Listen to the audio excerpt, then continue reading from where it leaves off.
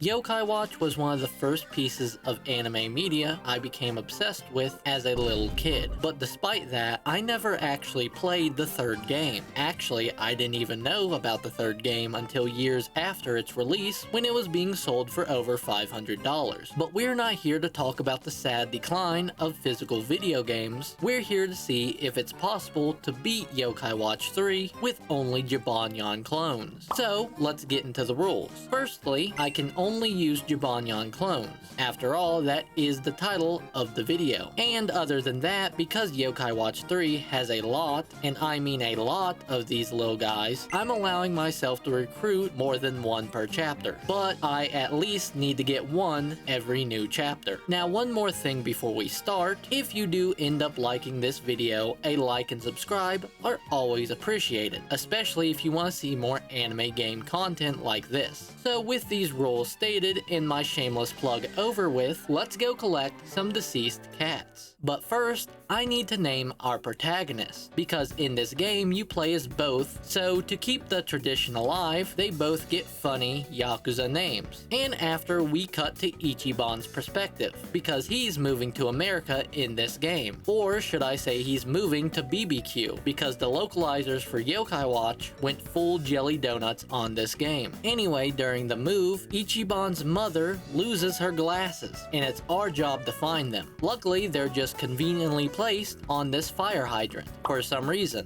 But once we hand them over, we realize she's inspirited by a yokai. But we can't use our watch because it's region locked. I didn't know Nintendo made watches as well. But luckily for me, I'm able to pawn off all my belongings to get a new watch. And after we get a new medal from Jibanyan, I can now defeat this corn cob. And here's where we learn about the new battle system. Because instead of having 6 yokai you spin around on a watch, you can have 3 yokai on a 3x3 grid that can move around. But for this battle, I only have Jibanyan, so I can't do much. And after we win, the game jumps to Saiko's perspective. And she's a weeb. Like, the whole reason she gets the yokai watch is because she was out buying anime merch, and just so happened to listen to the disembodied voice that was talking to her. And that disembodied voice turned out to be Usepion, who I'm pretty sure is an otter, not a cat, so when I have to fight with him, I automatically lose this challenge. But it's too early to give up now, aka the rent is due, so we can forget this battle ever happened. Now back with Ichiban, we try speaking to one of the locals and we can't understand a single thing. And coming from someone who is from rural America, this is very true. Anyway, to break the language barrier, we have to find a yokai linguist. And he just so happens to be inspiriting Ichiban's father. So after another quick battle, where I get to lay back and be fat, I befriend Linguist and can now speak the language that is incoherent mumbling. And with this newfound power, I stop a fight between 2 boys that, you guessed it, was caused by a yokai. Now in this fight you're supposed to learn about yokai links, but because I removed Linguist from my party, I don't have to worry about it for now. Luckily, Jibanyan was able to carry this on his own, and because of that, Ichiban is now able to make friends. Yippee. But sadly, as for Saiko, she's only able to make friends with a Twitter user. God, I hope she washes her hands after taking that medal. But after this, Usepion asks her for help looking for his original owner, and at first, she doesn't care. That was until she was bribed with anime. Brother is just another me, for real. So with that promise, we begin looking around Akihabara for the doctor, and we check all the hot spots too. The Gundam store, the Idol Group Museum, and of course the Akihabara staple, a maid cafe. And any normal person will look at this and think of a JoJo's reference, but I can think of one that fits better. And at each location, Usepion trauma dumps about his past. Like, Usepion, please be quiet, you're interrupting the maids. But we failed to find said doctor. Probably because he's not an otaku. So we head home, and luckily someone docks his location online. Now we get the illusion of choice, because you get to choose what storyline you want to continue, but regardless of your choice, you still need to play the other one to complete the game. So for now, I'll continue Saiko's story, and we pick off where we left off, finding the doctor's doc's location. And it turns out he just so happens to be at the hospital. But when we visit him, we overhear him telling his assistant that he's given up on his dream of building rockets. So what do? Well, we decide to build a rocket for him to re-inspire his dream, because that's feasible for a child in a dead otter to do. But first, the game introduces us to a thing that will be hard carrying this run, the crankakai, aka gambling. But at least with this, I don't have to spend hours watching unskippable cutscenes just to lose to a twink with a bad haircut.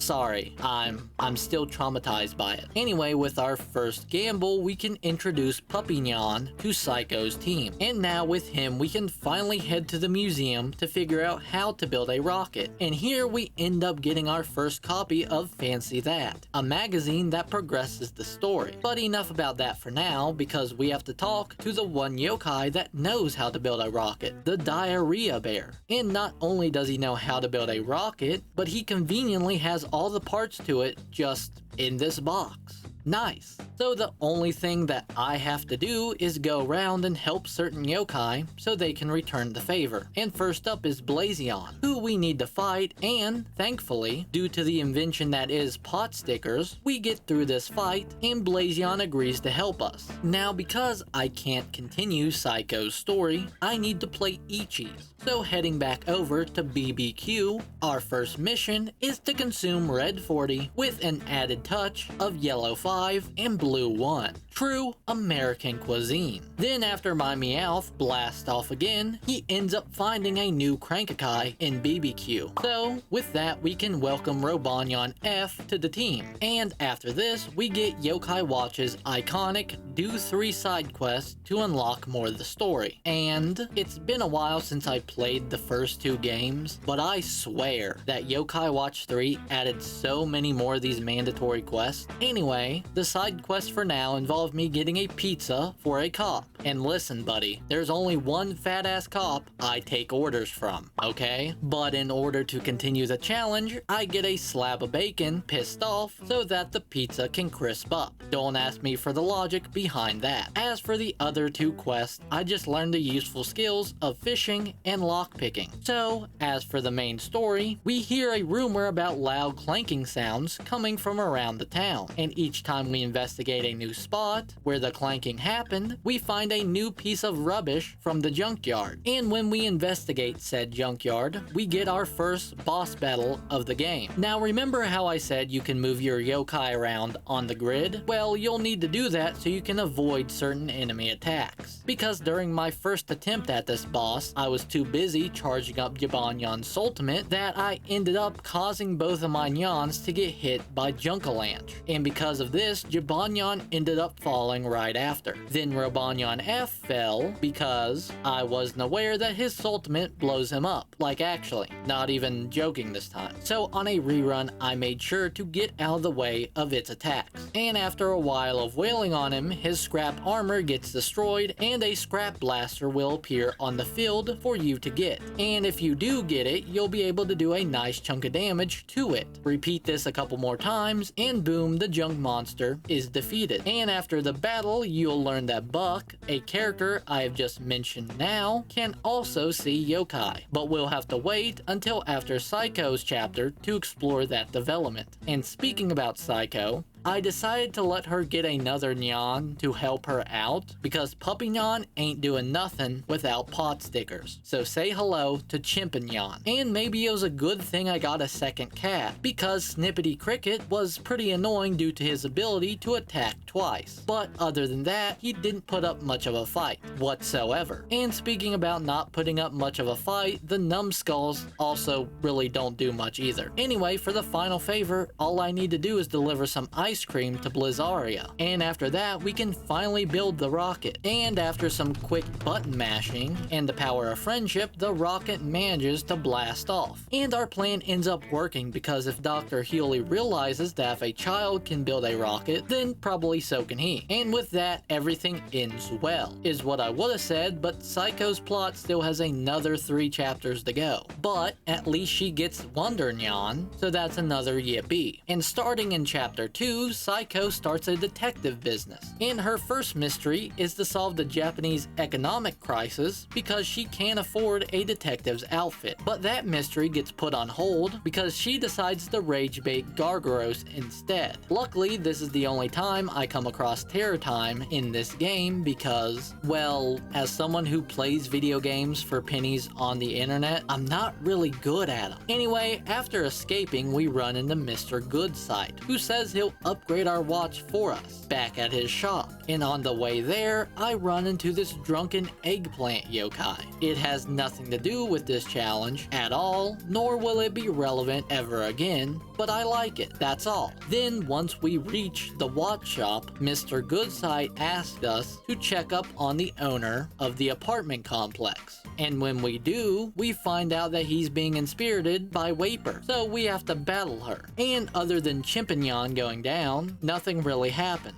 Hell, because of Dumpling, Jibanyan doesn't even stay down, and he's the one that comes back up for revenge. So we wake up the landlord and get a new secretary for the detective agency. Also, we get a rank D yokai watch. Can't forget about that. Now, on to Ichiban, and the new non he gets is Fezanyan, who is our first healer, which is really good because I didn't get a single one in my last Nyan challenge. Now, the goal for Ichiban is to look into the zombie rumor going around. So we first check out the bell at City Hall, and find nothing. But I do get sidetracked by a mandatory battle that shows off a system that's been dead for 2 years for a game that's been dead for 10 years. Anyway, after that, Buck takes us to see Mr. Keensight, and he just so happens to be a watch store owner as well. So in order for him to upgrade our watch, we just gotta do some shopping for him. And just like that, we get watch rank D, but again. And after this, we get BBQ's version of Terror Time, Zombie Night,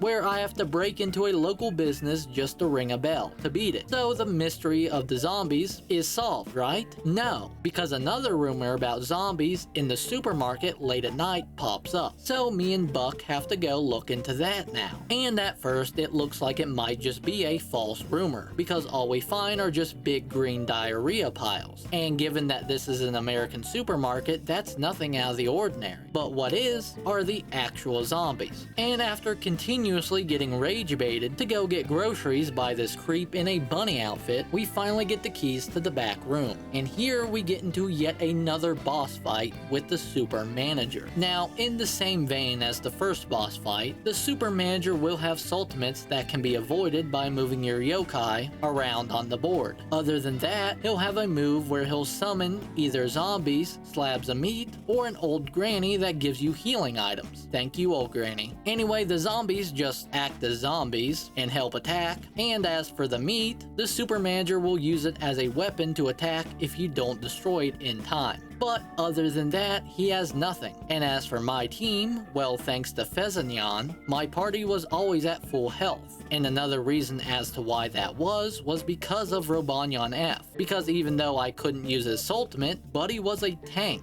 so we were able to get through this fight fairly unscathed. Now back with Saiko, Mr. Goodsight tells us a rumor about anime characters coming to life at night in Akihabara. God, I wish this was real.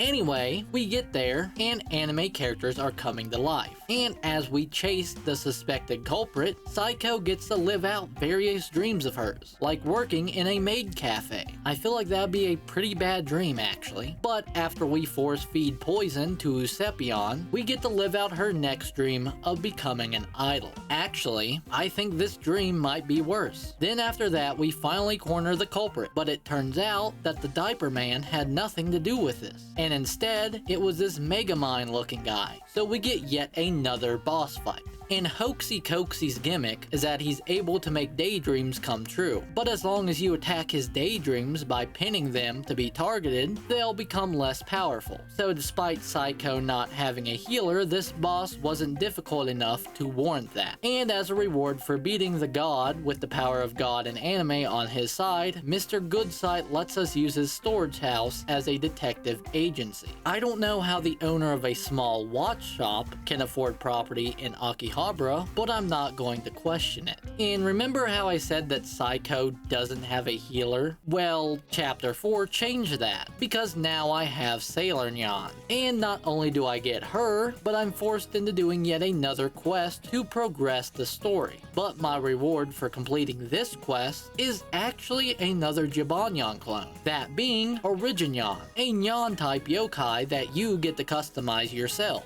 And let's just say, chat, when you give an artist a canvas, they're going to create a masterpiece. So, let me introduce you to my magnum opus, Pissnyan. Get it? He's yellow because, well, I think you get it. Now, originally, I wanted him to do water damage because he is piss, but I left it as fire because it's supposed to burn when you pee. What do you mean I should see a doctor? Anyway, after putting up advertisements for our detective agency, we need to complete another 3 quests to unlock the story again. And this involves telling a cicada the heartbreaking news that his lifespan was only about 1 month, telling a service worker to do better at their job, and finally learning how to fuse yokai together, even though I don't step foot back in that shrine ever again. Then, after a long day of solving mysteries, Psycho comes home to find that her kid brother is missing, so she goes out to look for him. And while this is going on, in BBQ, Ichiban just recruited a Thornyan for his cat collection. And then, just like with Psycho, I need to complete 3 additional quests to continue Ichiban's story. So for him, I give an interview on the events of the past games, beat up a pile of pancakes because waffles are better, and you cannot convince me otherwise, and finally, I beat up one more yokai because they stole my sody pop, and it made me frown. But what doesn't make me frown is the fact that Buck trusts me enough to let me into his secret clubhouse. And here's where we get the idea to build a raft to go hunt artifacts. Oh, Buck, you make that sound so much more fun than what it is. Anyway, to get the supplies for the raft, we go looking in the super evil, ominous, spooky woods.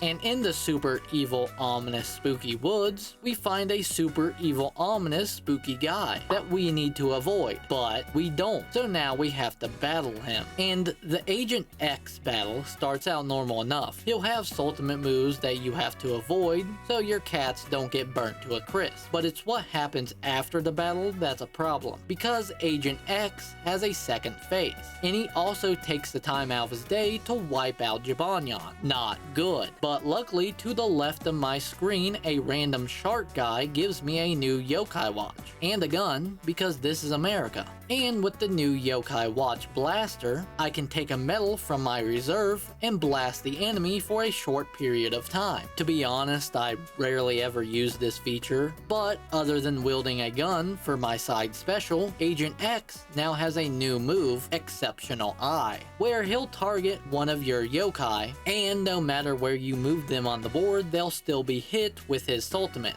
But in order to counter this, you'll need to pin his eye and have your yokai attack it. Or in my case, let him target Robanyan F, because he's just that tanky. And after bringing Pheasantyan back to life, nothing else really happens. Because, well, he spent the rest of the battle going after a yokai that he couldn't do more than 20 points of damage to. So defeating him this time wasn't that hard. And if you're good at picking up context clues, you'll notice how I said this time. Anyway, with his defeat, we can now complete our raft. And after selling downstream, we can finally eat unripe mangoes.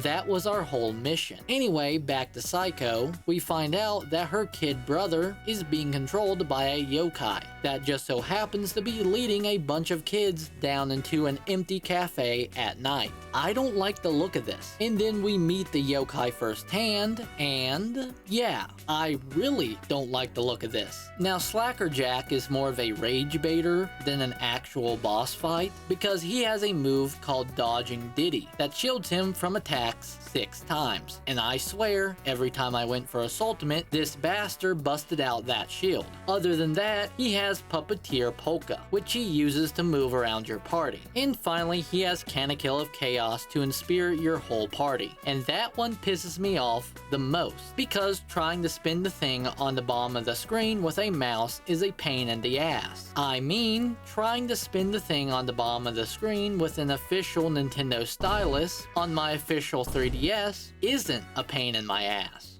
saved it. Anyway, Slackerjack had nothing threatening, so we were able to save Joshua. And with that, Psycho moves onto the final chapter of her story. And as for Ichiban, we go sailing with him again and find out that the shark guy that saved our asses is a conspiracy theorist. Yippee. But at least we can now move on to chapter 5. And a new chapter means a new Nyan. So with the help of Moshi Sumo, I get a Kupo nut. And when I revisit the place where I fought Agent X, I get a new cutscene of a Moogle Nyan asking me to find its friends for it. And after searching the forest for all 5 Moogle Nyans, I befriend one of the best yokai for this challenge. You'll understand why later. But for now, I decide to check up back on Psycho, and she gets Sir Nyanzalot as her new yokai. And with that, it's time to complete Yokai Watch's iconic Do 3 side quest to continue the main story yet again. But this time, the 3 quests are pretty interesting, mainly because you get cameo boss fights from Mega Nyan from Yokai Watch 2, where you have to help him lose weight, and Dr. Matty Man from the original Yokai Watch, where you'll have to help him find and free his little yokai turtles.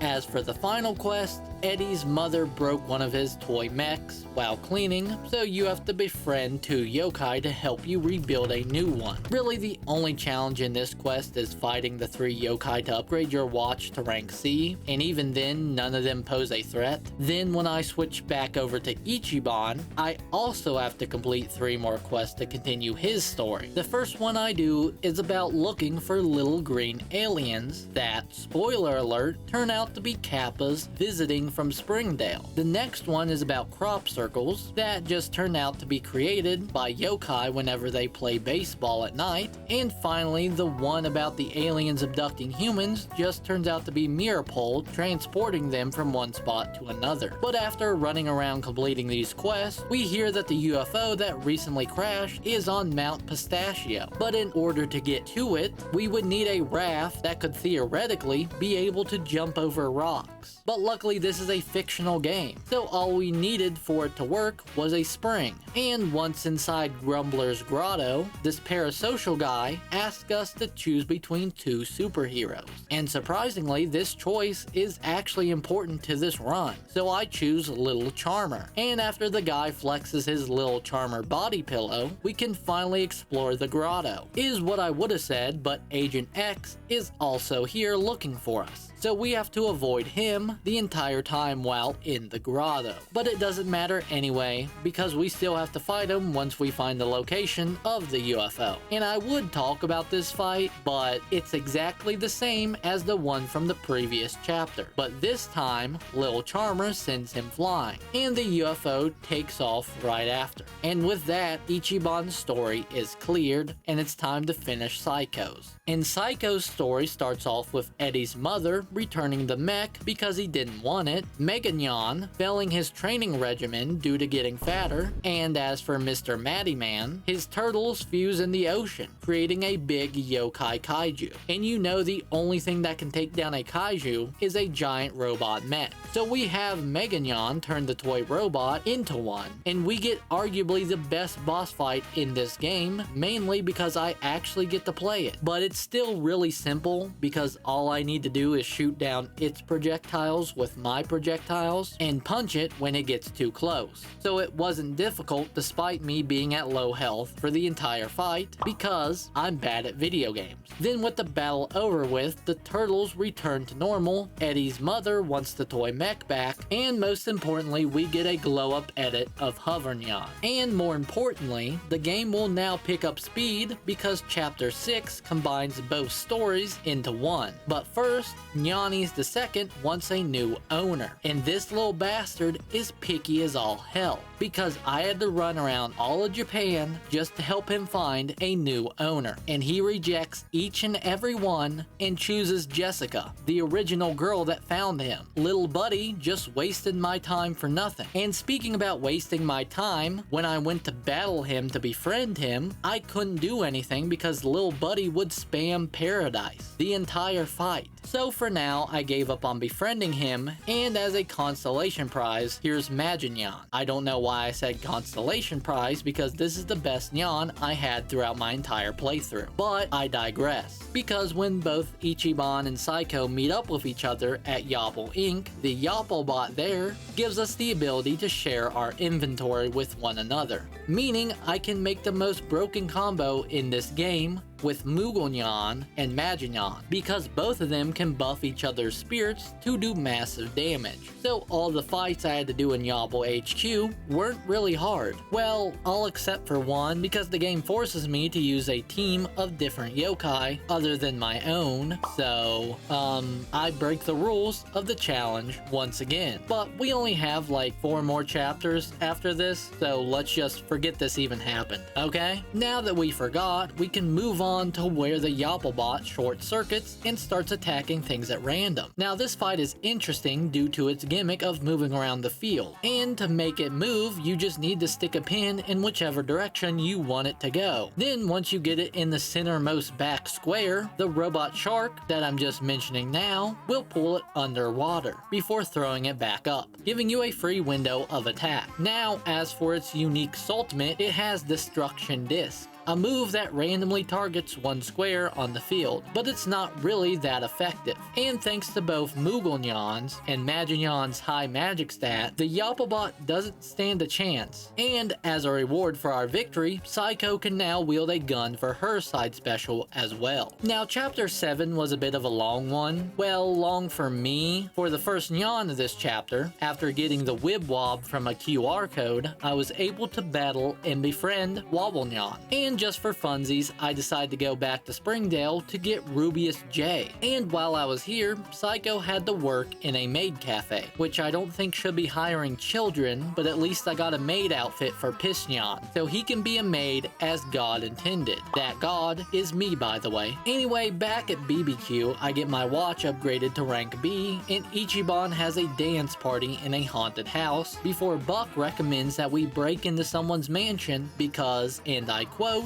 it might have aliens in it. Good enough for me. But what's not good for me? We fall into an obvious booby trap and are forced to go through multiple puzzles in order to escape, like playing Find the Difference, guess the yokai, and playing Find the Difference, but again. Then the only thing left to do is to find a key and beat up a small child for us to unlock the final boss of this chapter. And it was surprisingly easy, all thanks to Jibanyan, because with the spell bell equipped and Mugonyan's buffs, she was doing around 200 damage per spell, and that quickly drained Betty Bye of her HP. Also, Wobblenyan helped as well, so thank you all, my little chud children. Also, it turns out that this was Buck's house all along. Like, why did we have to sneak in? This chapter would have been a lot faster to get through if we just went through the front door. Anyway, as for chapter 8, Buck manages to catch a glimpse of the UFO reappearing in our atmosphere, and it looks like it landed somewhere in Dukesville. And in order to get to Dukesville, we have to play real-life Uma Musume. And of course, you know I had to choose Gold Ship. But before we do anything in Dukesville, I go back to Jessica's house to re-battle that little blue bastard from before. Because luckily for me, he's weak to fire. So welcome Nyanis II to the team. Now, as for Dukesville, we have to, say it with me now chat, do 3 more quests to unlock the rest of the story. The first one is the mystery of the flavored milk. And we find out the culprits are the fruit Nyans. You know, the guys we met in my previous video about this. Then we solved the mystery of the smiling rock faces by finding out it was just Jumbelina. And as for why the horses have become so strong, we find out that they're being trained by a random baguette out in the middle of the desert. Insert Kasane Teto reference here. Then we find out that all this was orchestrated by Unbearaboy so that his human friend Jane would remember him. And it worked out. So all's well that ends well, right? No, because Agent X comes back for a 3rd time, but he does have one new move, that being the ability to target the whole field, but it doesn't do much to hurt me, and I recover in like a turn, thanks to Nyanis II.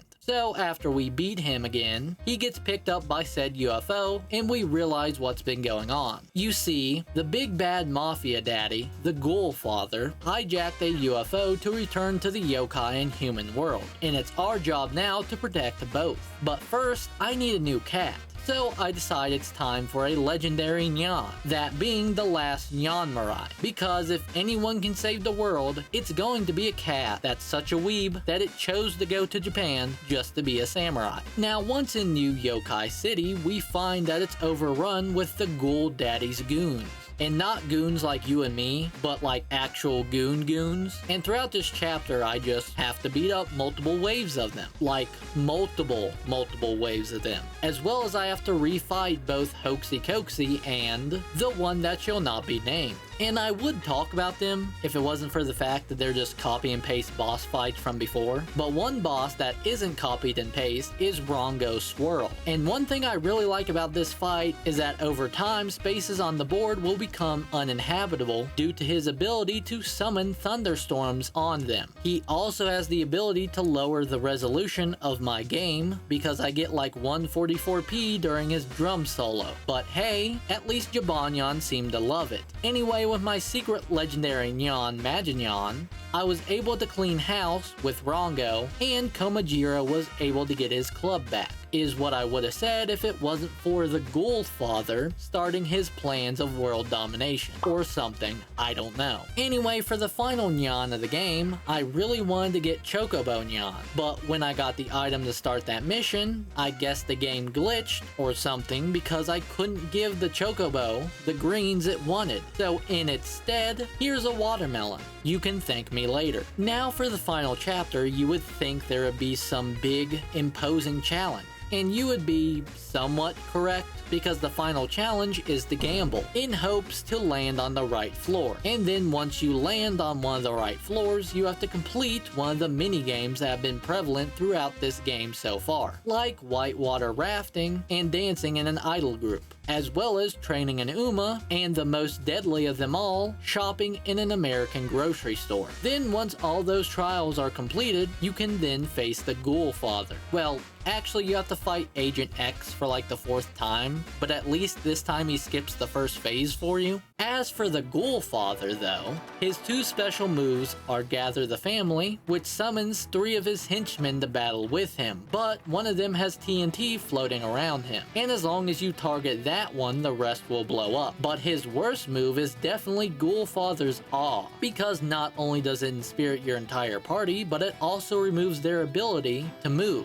unless you cure them by playing that evil ass minigame on your bottom screen. Then once you get through this phase, you get beamed up into a UFO where he shows off his true power. And off the bat, he hits me with Denier of Dreams that steals my soul meter. So yeah, that's going to be fun. Luckily, Maginyan can still do big damage regardless. But other than that, his other special move is Dawnspiracy Reality, where he'll turn certain conspiracy theories into attacks. The worst one being the Crystal Skull, mainly because of its damage, and mostly because it inspirits my team. And yeah, sure, the Pyramid one locks the last Nyanmarai away, but I still had a good attacker with Wobble Nyan. And hell, he even takes a full face of the Dawn's ultimate and walks away unscathed. And it's not long after that that I finish him off with Moogle Nyan's ultimate, saving both the yokai world and the human realm. And as a reward, Ichiban moves back to Springdale because he took Linguist away from his father. And with that, the screen fades to black and the credits roll. So, can you beat Yokai Watch 3 with only Jibanyan clones? Well, as long as you don't count the scripted Yapple fight, as well as when Psycho didn't have a Nyan, then yeah, you definitely can. And if you watched this far into the video, I would say that you enjoyed it. So a like and subscribe is always appreciated. Thank you all so much for watching, and remember to have a fantastic day.